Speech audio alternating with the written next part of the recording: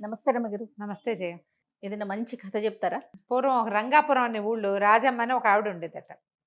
ఆవిడ గంప గయ్యాళి. హ్మ్. ఆవిడకు ఒక కొడుకున్నాడు వీరయ్య, భర్త లేడు.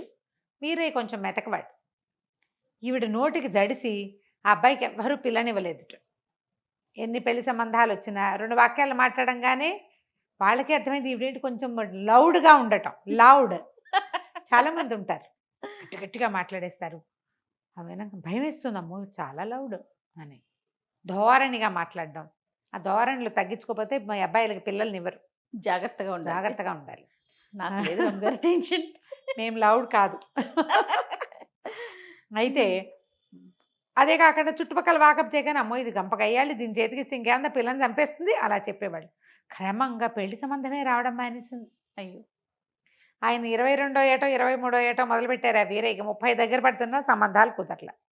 అయితే ఏమైంది, ఒకనాడు ఇతను ఏదో పక్క ఊళ్ళో ఏదో గేదెల బేరం కోసం వెళ్ళి ఆ ఊళ్ళో చెరువు గట్టున మంచినీళ్ళు తెస్తున్న ఒక అందగత్తెని చూసి ఎంతో బాగుందని ఎవరినో కనుక్కున్నాడు. మీ వాళ్ళేనోయ్ అన్నారు. ఇతను వాళ్ళ ఇంటికి పోయాడు. మీ అమ్మాయిని నాకు ఇచ్చి పెళ్లి చేయండి అని అడిగాడు. అడిగేసరికల్లా ఆ పిల్లని లోపలికి మజ్జిగ తేమ్మా అని లోపలికి పంపించి వాళ్ళ నాన్న చెప్పాడు, బాబు మీకు తెలుసో తెలీదు అనండి, మా పిల్ల బ్రహ్మరాక్షసి, మా ఈ ఊళ్ళో అది పొట్టాడని వాళ్ళు అది తిట్టని వాళ్ళు ఎవ్వరూ లేరండి, ఆలోచించుకుని చేసుకోండి శభాష్. అనేసరికల్లా ఇతనికి పిల్లేమో నచ్చింది. గయ్యాళమ్మ అలవాటే వాడికి. తెలుసా వాడికి వాళ్ళ అమ్మ గయ్యా? తెలుసు. తెలియకేందుకు, తల్లుల గయ్యాళితనం పిల్లలకి తెలియకుండా ఎందుకు ఉంటుంది జయా? వాళ్ళ అమ్మ కాబట్టి భరిస్తారు. యాక్సెప్ట్ చేసేస్తారు కదా రమగారు. ఆడపిల్లలైనా మగపిల్లలైనా తమ తల్లుల లౌడ్నెస్ని ఒప్పుకుంటారు వాళ్ళు. అలవాటు అంతే. ఇంకా కసిరేస్తూ ఉంటారు. తల్లి మీద ప్రేమ ఉంటుంది కదా జయ, తల్లులతో సన్నికర్ష ఉంటుంది. అయినా గయ్యాళి వాళ్ళు పిల్లల్ని కసురుతారు కానీ మరీ అంత గయ్యాళిగా ఉండరు, బయట వాళ్ళతో ఎక్కువ ఉంటారు. అక్కడి నుంచి ఏమైంది, ఇతను పెళ్లి చేసుకుంటానన్నాడు. పర్వాలేదు పెళ్లి చేసేయండి, మీ పురోహితుడిని పిలవండి అంటే సరే ఏం చేశారు, సాయంకాలం మంచి ముహూర్తం ఉందని ఇంకా అమ్మలేదు ఏం లేదు, పెళ్లి చేసుకున్నాడు. చేసేసుకుని ఆ పిల్లని తీసుకొచ్చాడు. ఆ పిల్ల పేరు ఇందిర. తీసుకొచ్చాడు. తీసుకొచ్చేసరికల్లా ఆవిడ ముందు నిర్ఘాంతపోయింది. ఎవరెవరా ఇంత పని చేస్తావా అంది. కానీ తర్వాత ఏమనుకుంది, పిల్ల అయితే చక్కని చుక్క, ఎక్కడా సంబంధాలు రావట్లేదు, ఫోన్లే పిల్లాడి పెళ్లి కావద్దు, సరేలే అని ఊరుకుంది. ఓ 4 రోజుల పాటు కోడల్ని బాగా ముద్దుగా చూసుకుంది. ఆ అమ్మాయి కూడా వాళ్ళ అమ్మ నాన్న చెప్పి పంపించారు, అణిగి మణిగి పడుండవే, కొత్త ఇప్పుడే పెళ్ళయింది నీకు, లేకపోతే పెళ్లి కూడా అవ్వదు, నీ పేరు తెలిసి ఎవరు రావడం లేదు అని అమ్మా నాన్న కొంచెం నచ్చ చెప్పారు. ఈ అమ్మాయి ఒక 4 రోజులు ఆగింది. ఆ తర్వాత అంటే అంటే చిరాకులు పరాకులు బిసుకులు కసుకులు నానా గందరగోళం. అత్త కోడళ్ళు. ఇతను ఎక్కడికైనా వెళ్ళి ఇంటికి వస్తే వంట అయ్యేది కాదు. మీ అమ్మతో పెట్టించుకోమనేది ఆవిడే. నీ పెళ్ళం ఏం చేస్తుంది, కూర తీసుకొచ్చావు కదా అంటుంది ఈవిడే. కొట్టుకు చచ్చిపోయేవాళ్ళు. ఈ సందట్లో ఇతనికి అన్నం పెట్టేవాళ్ళు కాదు. ఈ అమ్మాయి పొయ్యి మీద బియ్యం పెట్టి అవతలకి వెళ్తే ఆవిడ మాడినా దింపేది కాదు.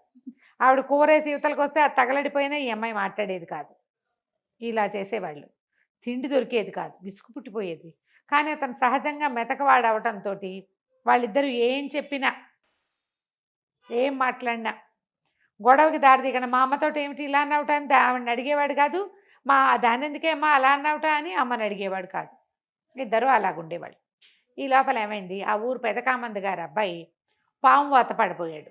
పాము గారపోతుంటే ఇతను ఆ పాముని తప్పించాడు. వీరయ్య మా అబ్బుకున్న పిల్లాన్ని వెనక్కి లాగేసి పాముని కొట్టేశాడు. వాడు పోయి నాన్న ఇట వీరయ్య నాకు ఎంతో సహాయం చేశాడు, కాపాడాడు అంటే అతను పిలిచి చాలా సంభావించి, బొళ్ళు గొడ్లున్నాయి వీరయ్య, ఒక ఆవును తోలుపో అన్నాడు. ఒక గొడ్డు అని చెప్పాడు. ఇంటికి వచ్చి అమ్మాయి పెదకామంది గారి దొడ్లో ఇంచి ఒక గొడ్డును తోలుకెళ్ళమన్నారే, వాళ్ళకి ఆవులు ఉన్నాయి గేదెలు ఉన్నాయి, ఏం చేయమంటావు అన్నాడు. అనగానే తల్లింది, ఆవు ఎంతో మంచిది, శ్రీ మహాలక్ష్మి, ఆవును తోలుకురారా అంది. వెళ్ళామంది, ఆవు పాలు పల్చగా ఉంటాయి, పెరిగి ఏం బాగోదు, తట్టట్లాడుకుంటూ ఉంటుంది, ఇంత వెన్నైనా రాదు, గేదె పాలు బలం. మనం కూడా చెప్పుకుంటాం ఇవి. ఆవు పాలు పల్చను కదా, అవును, ఆరోగ్యం సంగతి పక్క పెట్టు, గోవు శ్రీ మహాలక్ష్మి అంటుంది అమ్మ. గేదె బలం, గేదె పాలు బలం, గేదెకి వెన్న వస్తుంది, గేదె పాలు అయితే ఏముంది అంత వెన్న వస్తుంది, నెయ్యి కొనుక్కోబడలేదు. చెంబెడు పాలు ఇచ్చిందంటే బయట ఎవరికైనా పోస్తే 10 రూపాయలు కూడా వస్తాయి. ఆవు పాలతో ఏమొస్తుంది, వైద్యానికి తెప్పిస్తే ఆవు పాలు ఎందుకు పనికిరావు అని చెప్పి వెళ్ళాము. ఇక కొట్టుకున్నారు. తేలలేదు కథ. ఆవు గేదె తేల. అక్కడి నుంచి సర్దుకున్నారు. మర్నాడు కామంది గారు పొలం నుంచి తిరిగి వస్తూ, ఏరా వీరయ్య, గొడ్డుని తీసుకెళ్తామని అన్నావు కదరా అనేసరికల్లా ఇతను అన్నాడు, బాబు మా ఇంట్లో తగదా అండి, ఆవా గేదె అని కొట్టుకుంటున్నారంటే, గేదెలు ఎక్కడవిరా, గేదెలు ఇవన్నీ ఆవులే ఉన్నాయి, రేపు తీసుకుపో, ఒక ఆవును తీసుకెళ్ళి నీకు ఇస్తానని ఇంట్లో కూడా చెప్పాను, నువ్వు వెళ్తే ఒక 2 గడిమొప్పులు కూడా ఇస్తారు, జనపకట్ట ఉంది అది కూడా తీసుకుపో అన్నాడు. ఇంటికి వచ్చి, అమ్మ కామంది గారింట్లో గేదెలు లేవుటే, ఓన్లీ ఆవులే ఉన్నాయట అనేసరికల్లా అప్పుడేముంది, ఇకనేమి తెల్లటి ఆవును తోలుకురారా అంది వాళ్ళమ్మ. తెల్లావేం అందంగా ఉంటుంది, నల్లటావైతే అందంగా ఉంటుంది, నల్లావు పాలు కొంచెం చిక్కగా ఉంటాయి, నల్లావుని తోలుకు రావాల్సిందే అంటుంది పెళ్ళాం. మళ్ళీ స్టార్ట్.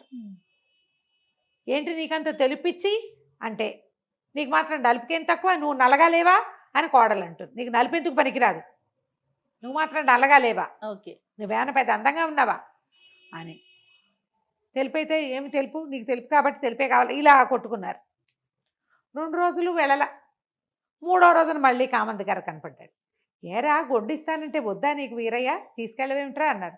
అనేసరికల్లా, బాబు ఏం చేయనండి, మా ఇంట్లో చాలా తగదా అండి, వాళ్ళిద్దరూ తెక్కొట్టుకుంటారు, మా అమ్మ అదంటుంది, మా ఆవిడ ఇదంటుంది, పడలేకపోతున్నాను, అత్తా కోడళ్ళ గోల, అందుకని ఇంకా తీసుకెళ్ళలేదండి అన్నాడు. అనేసరికల్లా ఆయన అన్నాడు, నాకు అత్తా కోడళ్ళ గోల తెలియదురా, 2 పెళ్ళాల గోల తెలుసు, నాకు 2 పెళ్ళాలు ఉండటం బట్టి వాళ్ళు అలాగే కొట్టుకుంటారా, వాళ్ళు ఒకళ్ళకొకళ్ళ శత్రువు, వాళ్ళకు ఒక బలమైన శత్రువు ఉన్నాడు అనుకో, వాళ్ళు చచ్చినట్టు ఉంటారు అంతే అన్నాడు. అనేసరికల్లా ఏం చేయమంటారు బాబు అన్నాడు. ఏముందిరా, వాళ్ళల్లో వాళ్ళకి తగాదాలు పెట్టకూడదు, ఇద్దరిని లైన్లో పెట్టాలి ఒకడివే అనగానే వీరే బాగా ఆలోచించుకున్నాడు, చెట్టు కింద కూర్చొని. సాయంకాలం కామంది గారింటికి వెళ్ళి బోల్డ్ ఆవులు, 100 ఆవులు, వాటిలలో ఒక మంచి కపిలని తీసుకుని వచ్చేసాడు. ఎర్రగా ఉంటుంది కపిల. పాకెట్లోకి వచ్చిన ఆవును చూడగానే నిర్ఘాంతపోయారు వీళ్ళు, అత్తాకోడలు. అవురవరా, తెల్లటి ఆవును తోలుకోమంటే ఎర్రావును తెచ్చావేరా, నీ మొహం మండా అంది తల్లి. పెళ్ళామంది, బుద్ధి లేదు నీకు, మీ అమ్మలాగానే నువ్వు కూడా అంతే, చెప్పింది చెవినేసుకోవు అన్నది.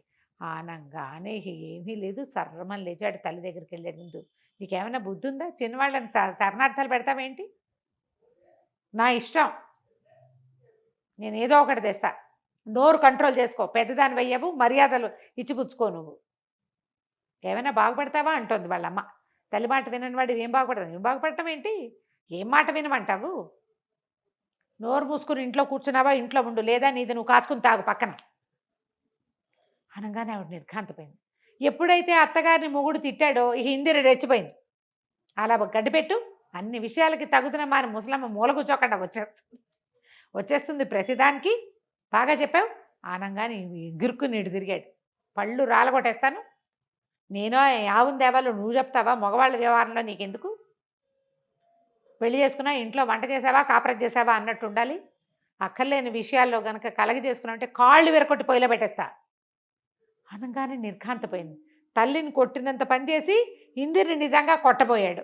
వాళ్ళిద్దరూ నోరు చేసుకున్నారు, వాళ్ళకి అలవాట్లేదు వెనక్కి తగ్గటం, మాటలు విసిరగానే ఇతని మీదకి వెళ్ళిపోయాడు. ఎప్పుడైతే నిజంగా కొట్టబోయాడో బిక్క చచ్చిపోయారు ఇద్దరు. నిశ్శబ్దంగా ఊరుకున్నారు.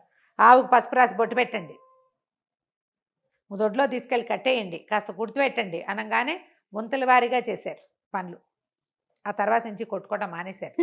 అతను ఉన్నంతసేపు కుక్కిన పేలలు ఏమిటి, అతను వెళ్ళాక ఇలాగ నన్ను చూసేవా అత్తయ్య, మీ వాడు ఏమన్నాడు అని కోడలు, ఏమిటో వీడు ఇలా తయారయ్యాడు అని అత్తగారు. వాళ్ళిద్దరు మాట్లాడుకున్నారు. ఒక బలమైన శత్రువు ఉంటే వీళ్ళిద్దరూ ఇహ కొట్టుకోరు, ఆ శత్రువు అతనే, అతనే కంట్రోల్లో పెట్టుకున్నాడు.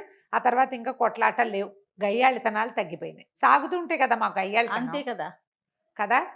ఈ కథని ప్రతి అత్తగారు కోడలు వినాలి, ప్రతి కుమారరత్నము వినాలి. అంతే, వింటే ఈ గొడవలు తగ్గుతాయి. కథ కంచికి మనం వింటాం. నమస్తే.